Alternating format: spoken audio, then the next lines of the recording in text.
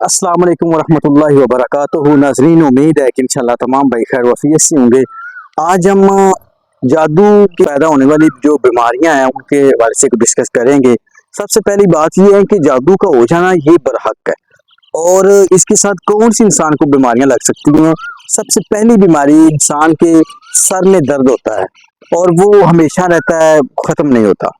اور دوسرا، کندھوں کے اوپر وزن بوجھ کا ہو جانا، یہ بھی جادو کی ایک علامت ہے، جس کو ڈاکٹر جناب کہہ دیتے ہیں کہ یہ پٹھوں کی تکلیف ہے۔ اور تیسرا یہ ہے کہ پھیپھڑوں کے اندر مسائل کا بن جانا، اور سانس کا مسئلہ بن جانا، کمر کا مسئلہ بن جانا، ٹانگوں میں درد ہو جانا، اور اسی طرح جناب معدے کا پرابلم جو کسی میڈیسن کے ساتھ ٹھیک ہی نہ ہو۔ تو یعنی کہ جادو کے ساتھ ایسی بیماریاں لگ سکتی ہیں۔ ان بیماریوں کے ساتھ ساتھ جناب عورتوں کے رحم کے مسائل، یعنی کہ رحم کے اندر پانی کی تھیلیوں کا بن جانا، پیٹ میں پانی کا بڑھ جانا، اور اسی طرح جناب عورتوں کے جو انڈے ویک ہو جانا، اور اسی طرح مردوں کے جو سپرم ہے وہ ڈیڈ ہو جانا، یہ بذریعہ جادو بھی ہو سکتا ہے۔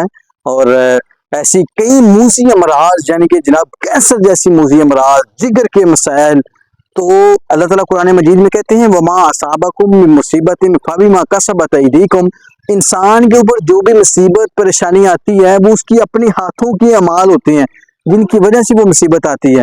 تو یقیناً اگر انسان کے اوپر کوئی مصیبت کوئی پریشانی آئے، ڈاکٹروں کے ساتھ ساتھ ہمیں اللہ کی طرف بھی رجوع کرنا چاہیے، اپنے اللہ کے سامنے بھی گڑ گڑانا چاہیے، اللہ کے سامنے بھی اپنی اس بیماری کو آرزو کو رکھنا چاہیے، تاکہ اللہ ہمیں اس سے صحت عطا فرمائے۔